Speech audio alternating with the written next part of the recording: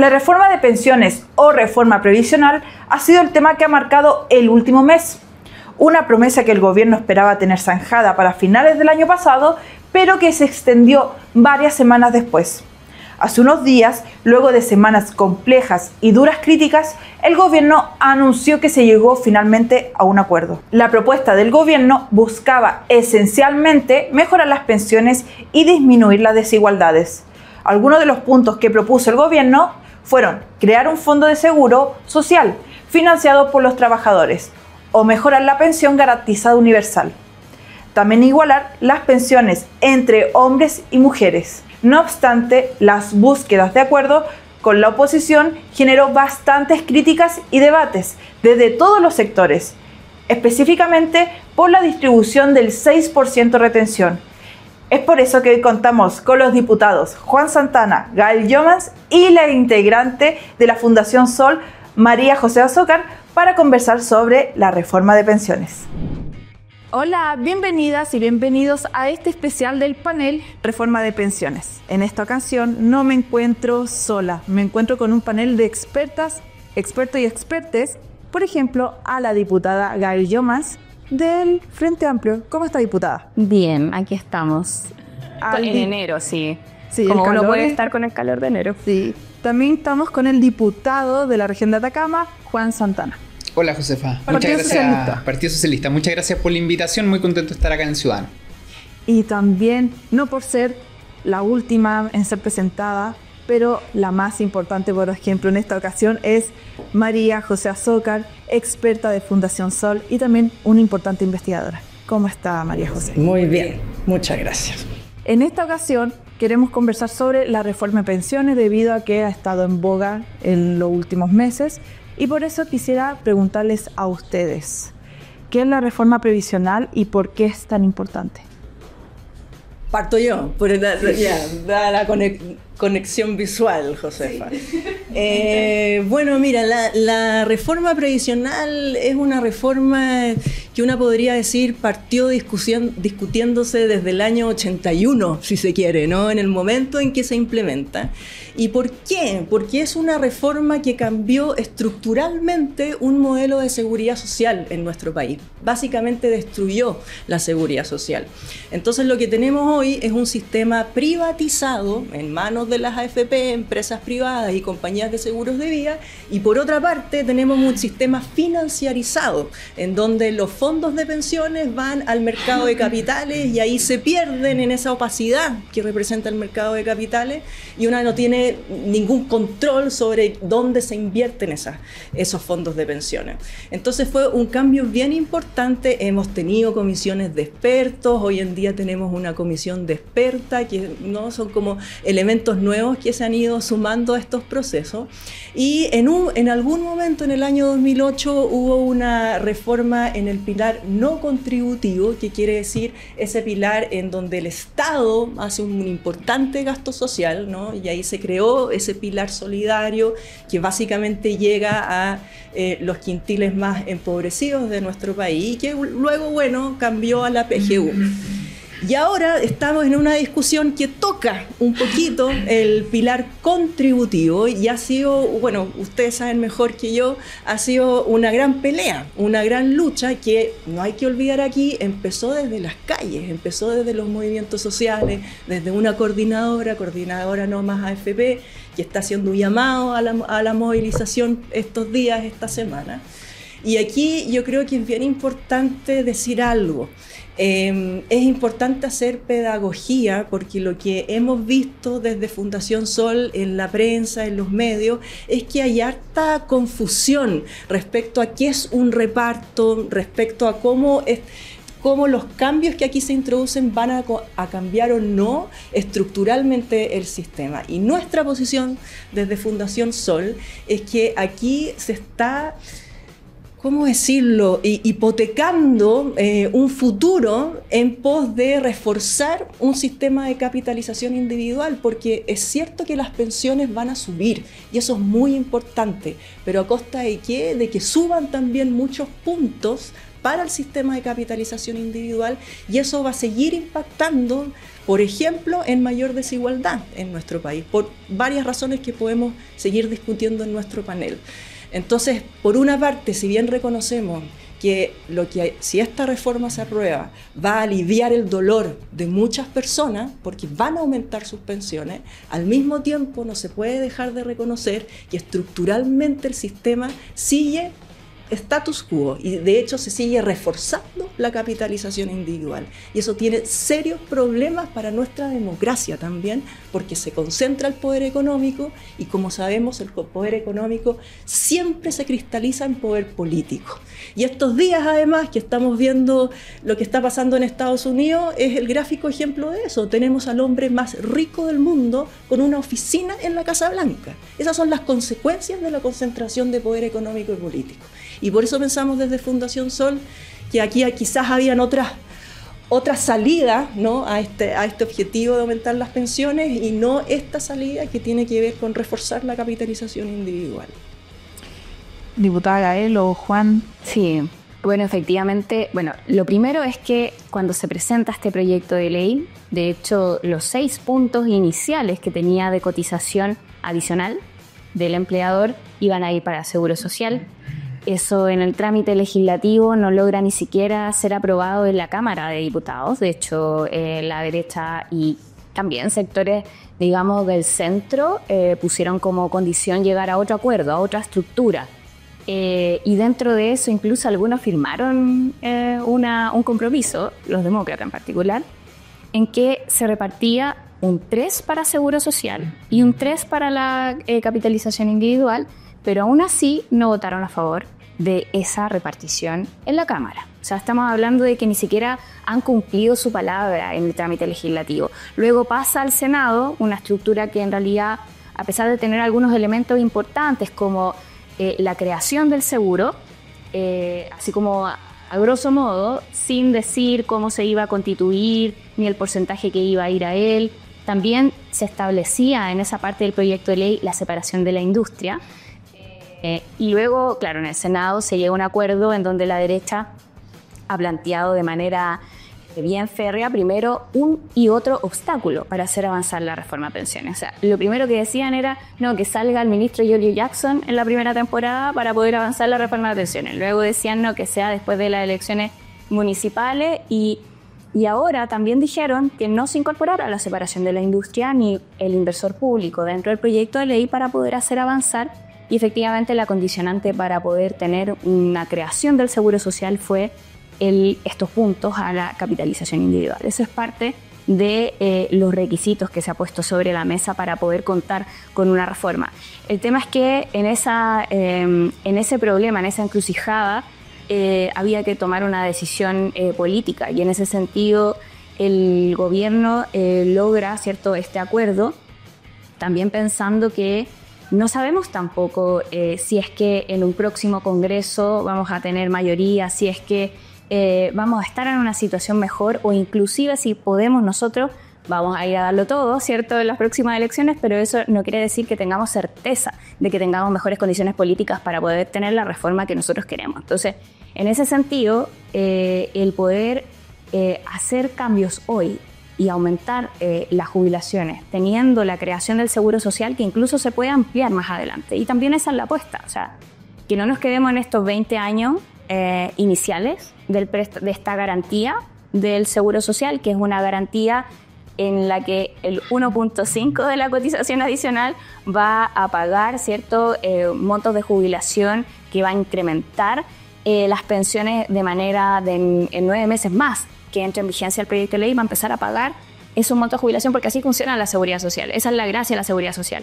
Y en la medida que se implemente, también ¿cómo la gente después le vamos a decir, no, si vamos a quedar hasta aquí, en 20 años más todos los que cotizaron van a quedar hasta aquí, se va a ir al ahorro individual? La apuesta es que en la medida que se implemente, también va a crecer la mirada positiva hacia el Seguro Social, y eso nos permita seguir corriendo el cerco. Diputado Santana. Sí, yo voy a hacer una especie como de cronología de hechos a propósito de esta discusión, pero también de la discusión más general que se ha dado en el país sobre el tema previsional en los últimos años. Porque esta reforma se presentó en la Cámara de Diputados, ingresó por esa corporación hace aproximadamente 26 meses. Ingresó en noviembre del año 2022. El primer año del gobierno del presidente Boric, ingresa a fines de año la reforma previsional. Y tramitarla, la verdad es que ha sido bien tedioso, principalmente por la postura que ha adoptado la oposición en este debate. Y hago mención de esto porque creo que si existen resistencias es por algo, ¿no?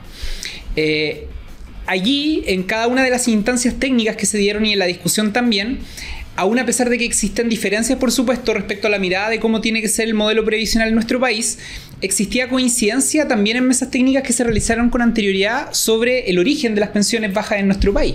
Que duda cabe que ahí están los bajos sueldos, ahí está la baja cotización, ahí está la informalidad, ahí está el que el Estado hasta el año 2008 no haya reconocido la labor que cumplían, por ejemplo, las mujeres que cumplían la labor de jefas de hogar, de cuidadora, y que hasta la creación del pilar solidario nunca nadie les reconoció el trabajo que realizaban, y precisamente por no haber cotizado no recibían una pensión. Hasta ese entonces fueron 400.000 las personas beneficiadas en esa reforma, la del 2008, con el pilar solidario, que era algo así como 70, 80.000 pesos. Eso posteriormente se transformó y con el tiempo se llamó Pensión Garantizada Universal, que siguió siendo el aporte del Estado para mejorar las pensiones, y que se crea en el segundo gobierno del presidente Piñera post estallido social. Hago esta mención porque se generó en ese contexto. Es decir, los que hoy día son 211.000 pesos, que hasta hace algún tiempo eran 193 y antes eran 186, la PGU, el aporte que hace el Estado, que se complementa con la pensión autofinanciada, que son los ahorros del trabajador, se crea en un contexto de presión social. Y hago esta mención, Josefa, porque creo que es relevante el observar el por qué está pasando lo que hoy día pasó. Finalmente, como lo decía la GAEL, en el primer trámite constitucional de esta reforma se vota una especie de acuerdo con indicaciones que ingresaron en la Comisión de Trabajo de la Cámara de Diputados, en donde había una distribución que se equiparaba de 3 puntos respecto a lo que iba destinado a cuentas de capitalización individual y lo que iba destinado a seguro social. Eso se vota en la Cámara, pasa al Senado, en el Senado se encuentra varios meses de tramitación también, y finalmente lo que ocurre es que nosotros quienes somos parte del gobierno, terminamos retrocediendo en nuestras posiciones. Retrocediendo justamente porque, y esto es lo que quisiera poner en el centro, tenemos una composición parlamentaria desfavorable. Y que yo creo que finalmente es lo que termina explicando el por qué estamos donde estamos. La ministra Jara, de hecho, ayer lo decía en una entrevista, se da la paradoja en nuestro país que la gente se manifiesta en contra del sistema, se manifiesta en contra de la AFP, pero te vota parlamentarios y parlamentarias que defienden el sistema. Y eso, por supuesto, que es una dificultad adicional, porque esto no es un tema de voluntad del gobierno. La otra vez el diputado Mirosevich, por ejemplo, hacía una propuesta que para sacar adelante la reforma previsional había que sesionar en el mes de febrero, como si esto fuese voluntad, si fuese un tema de voluntad, y no es un tema de voluntad, es un tema práctico y que tiene relación con que nosotros ni en la Cámara de Diputados ni en el Senado somos mayoría. Pero sin embargo sigue existiendo una urgencia, que es justamente aumentar las pensiones de los chilenos y chilenas, cuyas características hoy se componen, lo decía recién, por la pensión autofinanciada, que sabemos que es muy baja. Los trabajadores y principalmente las mujeres en nuestro país tienen pensiones autofinanciadas muy bajas, más la pensión garantizada universal, que está aporte del Estado. Qué duda cabe que había que subir el nivel de cotización. En los países OCDE el promedio es 18 puntos, en nuestro país 10 puntos más el 0,5 de comisión en promedio, y sin embargo yo creo que una cuestión positiva que yo pudiese sacar dentro de esta discusión que se está dando es que precisamente aumenta el nivel de cotización, en este caso con carga al empleador. Eso quiere decir que se adopta finalmente la presencia y el aporte, la contribución de un actor que hasta el día de hoy no estaba presente. Teníamos, lo decía recién Josefa, el trabajador con su cotización mensual, el Estado con la entrega de la pensión garantizada universal, que mejora sustancialmente la pensión, sobre todo de las mujeres, y por otra parte este actor que estaba ausente, completamente ausente, que era el empleador. Por lo tanto, a mí me parece y rescato el que se avance en esa dirección, pero naturalmente nosotros hubiésemos esperado que esta cotización adicional hubiese estado destinada a la creación de un seguro social que introduzca con más fuerza de lo que lo hace la reforma en el marco de este acuerdo el concepto de seguridad social, el concepto de la solidaridad, que creo yo es tan necesario para aumentar las pensiones, sobre todo de los actuales jubilados. Mi único problema con no sacar adelante una reforma previsional, asumiendo todas las críticas que esta pueda tener, es que eso puede significar acrecentar aún más las posibilidades que tenga la oposición, en este caso la derecha, de ganar las próximas elecciones presidenciales y de obtener un buen triunfo en las elecciones parlamentarias. Eso a la larga incluso podría significar hacernos retroceder aún más de lo que estamos en la posición actual. Aún más. Y por lo tanto, termino con esto, Josefa. A mí me parece que este debate es un debate que también es un debate estrictamente político, que tiene que tener como lógica también darle continuidad a una posibilidad de cambios también en el área previsional. Y ahí yo tomo lo último que decía la Gael respecto a que tengo la esperanza, tengo el optimismo de que introduciendo, por muy mínimo que sea, un principio de solidaridad, pudiese existir mayor conciencia en la población chilena, en la sociedad chilena, respecto a la importancia que tiene este valor y lo beneficioso principalmente que es para aumentar las pensiones de los chilenos y chilenas. María José, ¿te gustaría responder algo? Josefa. Ahora hicimos contacto visual. Hicimos contacto visual. Sí, mira, aquí, claro, evidente la apuesta que se hace, correr el cerco, fueron tus palabras, ¿no, Gael? Pero me gustaría problematizar eso porque cuando hablamos de un mínimo de solidaridad, ¿de qué estamos hablando en lo concreto? Uno, estamos hablando de que algo que ya existía, que era el seguro de invalidez y sobrevivencia, ahora se traslada, ¿no?, a este pilar de solidaridad, o sea, algo que ya teníamos, ¿no? En estricto rigor no se está creando algo nuevo, como para ir aclarando aquí. Aumenta como 0,8 por ahí. Pero no es que se cree algo nuevo, ¿no es cierto?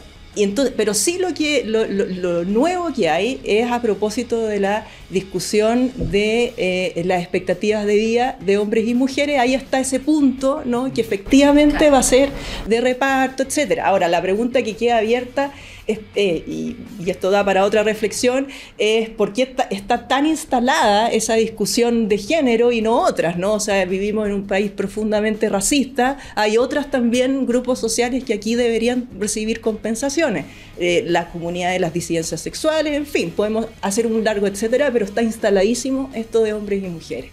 Y luego está el préstamo, que si bien, ¿no?, que algunas personas lo cuentan como parte de este seguro social, pero es un seguro social bien particular, bien a la chilena, porque en el fondo tiene una fecha de término, ¿no? Entonces de eso hablamos cuando hablamos de seguro social y cuando hablamos de esta apuesta. Y por otra parte, me gustaría problematizar que por mucho rato nos han llegado estos relatos que son profundamente colonialistas respecto al imaginario del desarrollo, ¿no? Que tenemos que transitar por una ruta hacia el desarrollo y por fin alcanzar ese umbral en donde vamos a ser como el resto de los países del norte global. Y sabemos, llevamos años, de que ese desarrollo nunca llega, porque es un desarrollo que las reglas del juego se fijan por allá arriba, ¿no?, desde el norte global. La concertación en algún minuto nos dijo, mira, solucionemos la pobreza, dejemos la desigualdad por atrás, en algún momento haremos la apuesta a futuro, y aquí estamos. Chile es el país número 1 en términos de desigualdad de ingresos de América, supera a Estados Unidos. Entonces ahora la apuesta es que corremos el cerco porque en algún momento vamos a entender como sociedad que el reparto es bueno. Bueno, esa es una apuesta que si una dimensiona lo que implica robustecer el negocio de las AFP en 6 puntos a largo plazo, significa que las AFP y compañías de seguros de vida se van a hacer más poderosas en el futuro. Y si hoy día estamos enfrentando la discusión que tenemos con todas las dificultades, imagínense con esos 6 puntos extra en el futuro, ¿no? Entonces es como una apuesta con este imaginario, ¿no?, de desarrollo, de evolución casi natural, que la historia nos ha demostrado que no funciona así, finalmente. Yo diría primero que a nosotros realmente nos duele el no tener dentro de nuestra reforma, ¿cierto?, la separación de la industria y la posibilidad de un inversor público, porque eso también daba por lo menos la alternativa de que no todo fuera, ¿cierto?, hacia lo mismo de siempre, las 7 AFP o incluso, qué sé yo, otras más que se vayan creando al alero de los dueños de las compañías aseguradoras que ya existen, en fin, yo eso lo comparto y por eso también la ministra Jara hace este anuncio que claro, se ve como que ahora lo está anunciando para defender la bandera, pero en realidad son compromisos, no es simplemente una señal política. Entonces, y ese es un compromiso que tenemos, al menos nosotros también, que lo defendimos en la Cámara de Diputados y vamos a seguir defendiéndolo. De hecho, en la Cámara de Diputados se logró la mayoría en la votación respecto a la separación de la industria. Entonces, ahí hay una señal política que creo también hay que recogerla en el trámite. Ahora, bueno, veremos cómo se sigue la discusión del debate de esta reforma. Quizás no va a ser al alero de esta, sino que va a ser al alero del otro proyecto de ley, pero yo creo que es importante insistir en este punto, no es un punto menor. Ahora, respecto al tema de la apuesta de correr el cerco, primero, antes de entrar en eso, el tema de la invalidez, del seguro de invalidez, yo comparto que tiene un riesgo. Este diseño en la parte permanente, es cierto que se conjuga el seguro de invalidez con el bono tabla. Se establece, sí, un mínimo para el bono tabla, que esta compensación para las mujeres por las expectativas de vida, de 10.000 pesos, al menos ese monto, ¿cierto? Pero se va a presentar otro proyecto de ley, que de hecho está comprometido en esta ley de reforma de pensiones y en el acuerdo, que va a regular de manera más detallada cómo iría este seguro de invalidez a conjugarse con el bono tabla. Yo lo sé, bueno, yo presidí una comisión investigadora en donde se veía lo siniestro que de hecho hacen un control que se llama así, control de siniestralidad por parte de las compañías aseguradoras y la AFP, en donde se ponen de acuerdo para no entregarle las pensiones de invalidez a las personas. O sea, yo hablé con personas con enfermedades terminales que no le entregaban las pensiones de invalidez, de eso estamos hablando. Entonces, yo también comparto los reparos, creo que hay que meterse a legislar bien, no creo que eso haya que dejarlo ser simplemente, sino que hay que poner ahí los puntos y las comas. Y respecto al tema de correr el cerco, yo más bien pienso que la apuesta son estos 20 años, ¿cierto? Hay 20 años en donde se va a instalar este seguro del 1.5.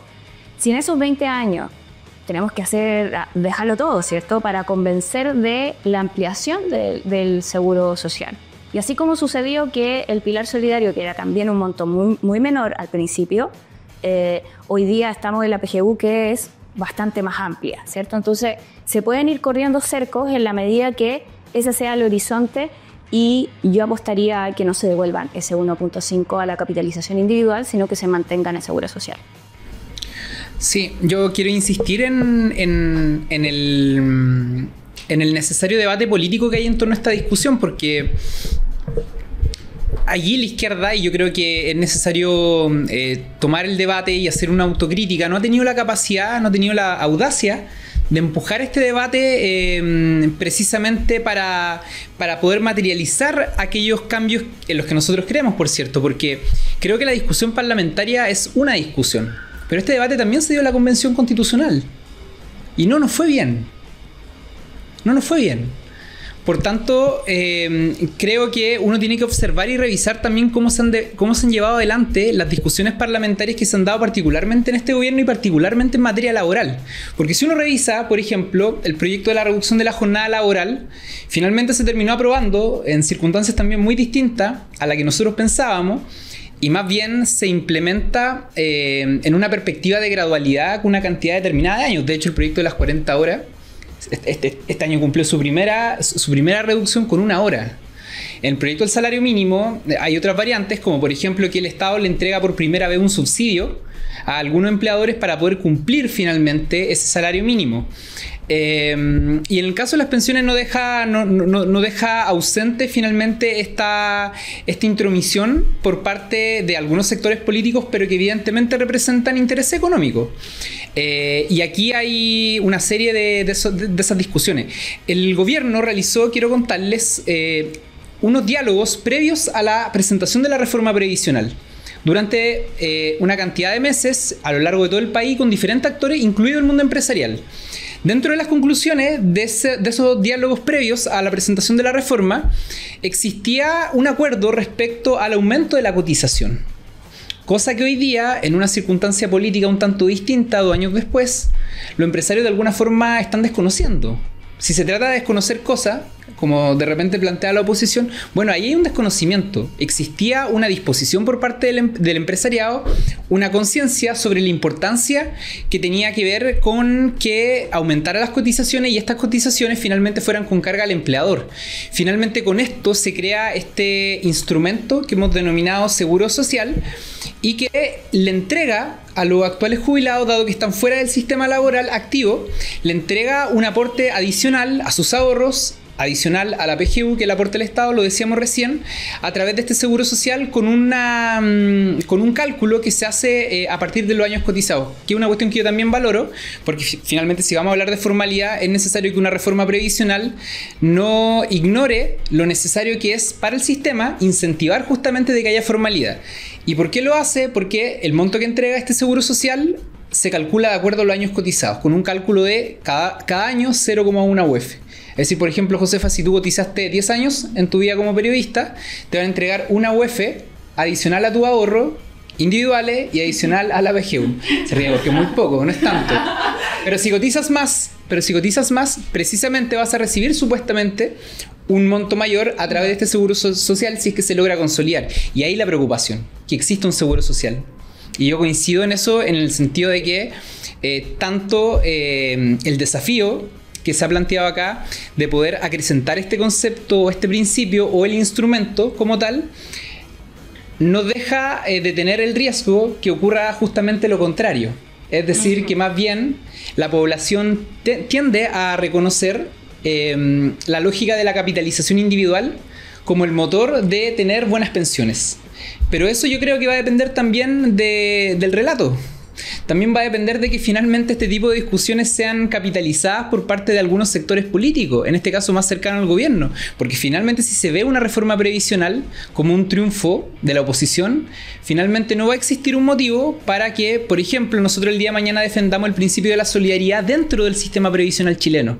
Pero yo quiero reiterar que a mí me parece que la mayor dificultad que existe en este debate es la composición política actual del Parlamento y que bajo ningún punto de vista se puede obviar, porque es precisamente aquello lo que nos impide sacar adelante reformas políticas o reformas, en este caso previsionales, en los términos que a nosotros nos gustaría hacerlo. Yo quiero plantear una pregunta, porque sé que ustedes están con muy poquito tiempo, pero quisiera saber, ¿ustedes creen que la AFP es un modelo que fracasó? Él, después María José y luego el diputado Santana. Sí, o sea, yo creo que está absolutamente fracasada. A diferencia de lo que dice la derecha, que, ¿cierto?, en el hito de proclamación de la candidatura de Evelyn Matei, en la UDI decían que vamos a defender el legado, ¿cierto?, de Jaime Guzmán. Bueno, eso es parte, ¿cierto?, y de todo el entramado de la dictadura que nos tiene con un sistema previsional que entrega malas jubilaciones. O sea, cuando hablábamos del 50%, que es la cifra que da la mediana, ¿cierto? Del 50% de las mujeres que recibe menos de 50.000 pesos mensuales por su pensión autofinanciada. O sea, ese es el fracaso del sistema previsional y que es el sistema de la AFP.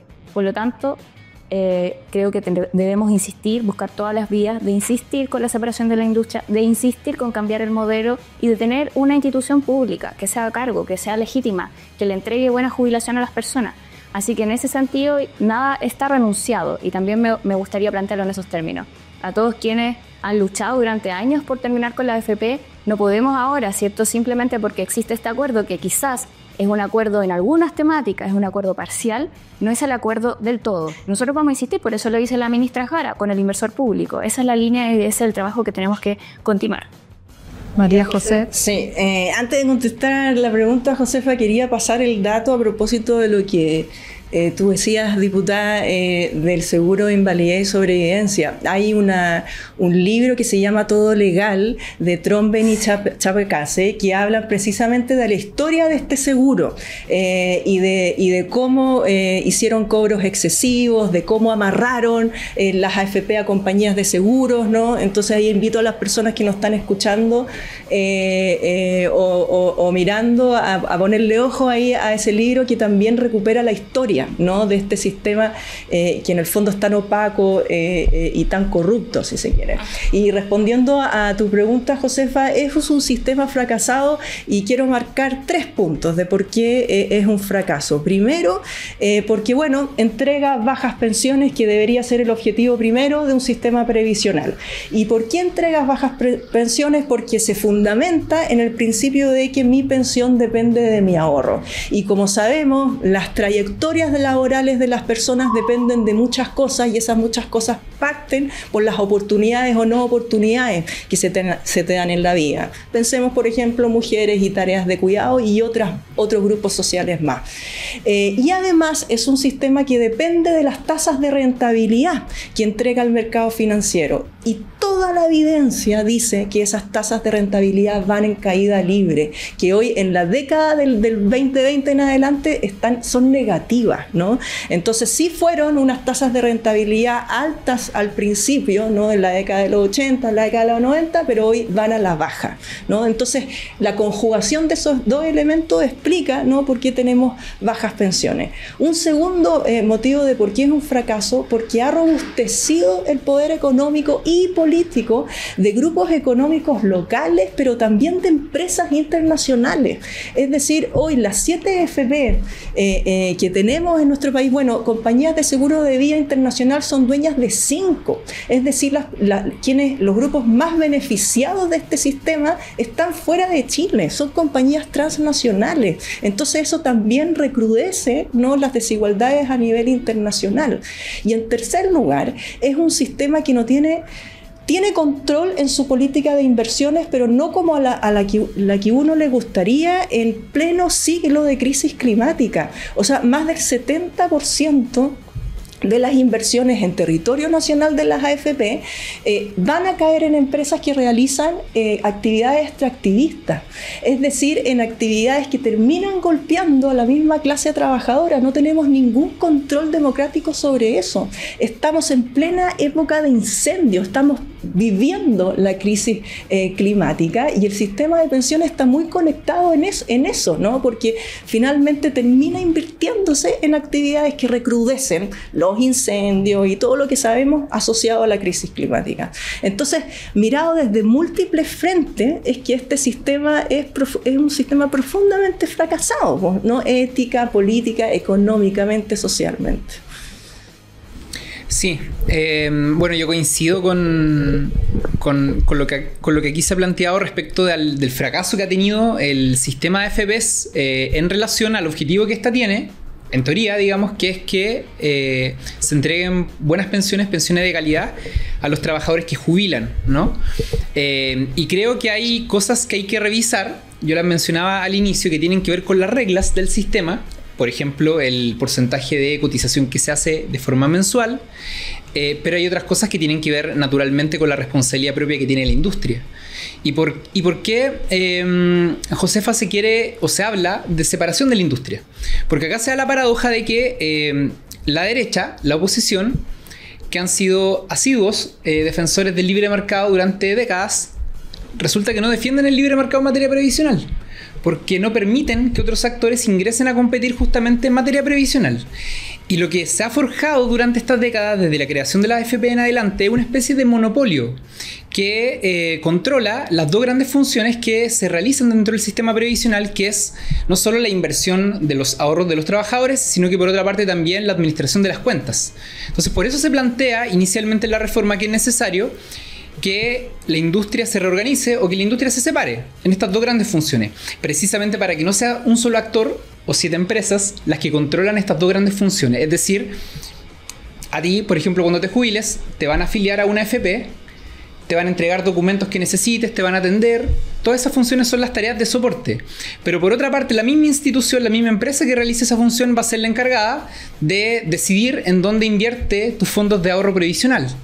Y esa cuestión a mí me parece que es indispensable para sacar adelante un acuerdo que dignifique justamente las pensiones, porque no se trata solamente de una distribución o de un debate centrado en cómo se distribuye esta cotización adicional, que en mi opinión terminó siendo como una especie de cortina de humo, porque se concentró, diría yo, el 90% de la discusión del debate previsional en nuestro país en cómo se distribuía este 6% de cotización adicional, en circunstancias que el debate de fondo era precisamente cómo está funcionando la industria. Y es el debate que finalmente con la reforma, lamentablemente, digo lamentablemente porque es lo que no se toca fuertemente, finalmente no se separa la industria. Se permite sí el ingreso de otros actores del mundo privado.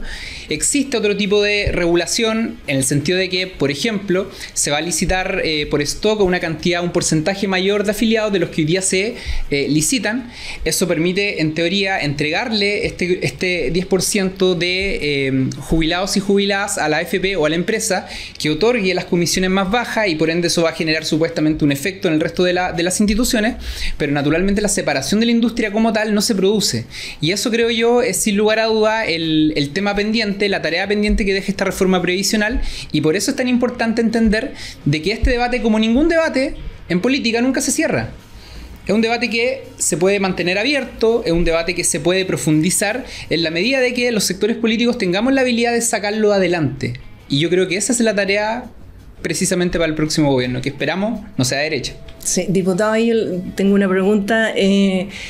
Que tampoco la mayor competencia es como la gran panacea, ¿no? De esto. Efectivamente, puede ser que las comisiones bajen, pero bueno, el sistema en su origen partió de la idea de que cualquier organización, incluidos sindicatos, podían crear una AFP, ¿no? Entonces también aquí yo creo que hay que ser moderada en las expectativas que se pueden crear con esta idea de que a mayor competencia casi que se va a solucionar el tema, ¿no? Pues, ¿no?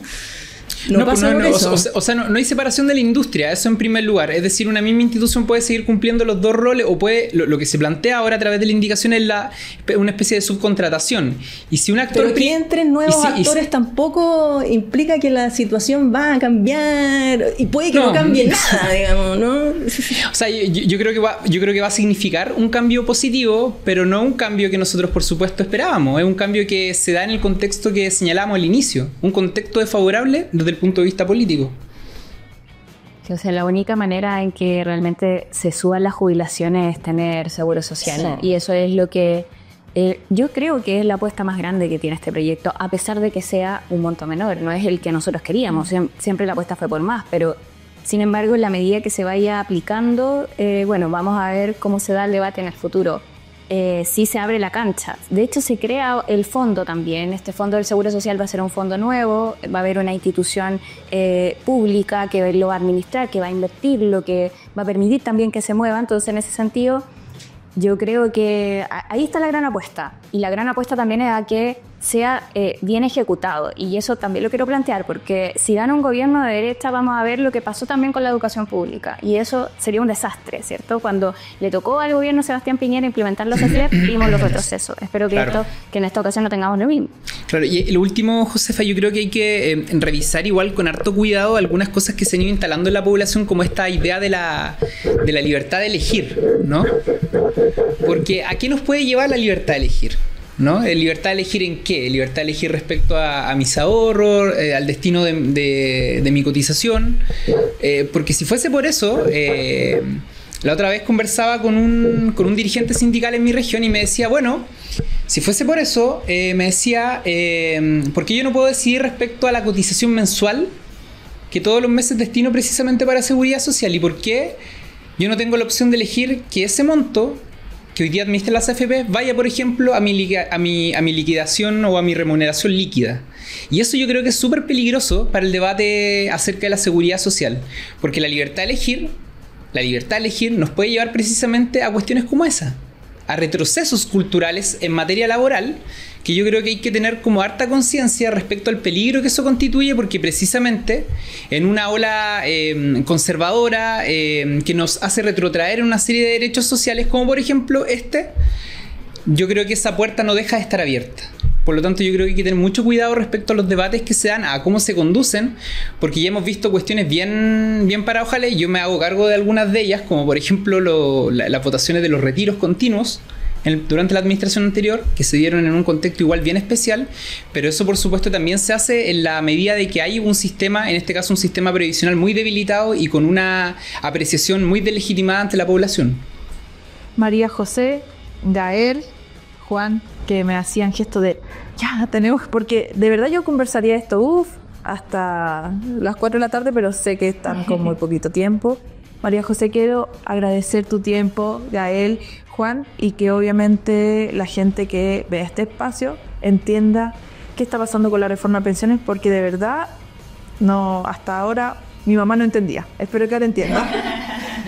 Nos vemos en otra oportunidad y suscríbanse al canal Ciudadano.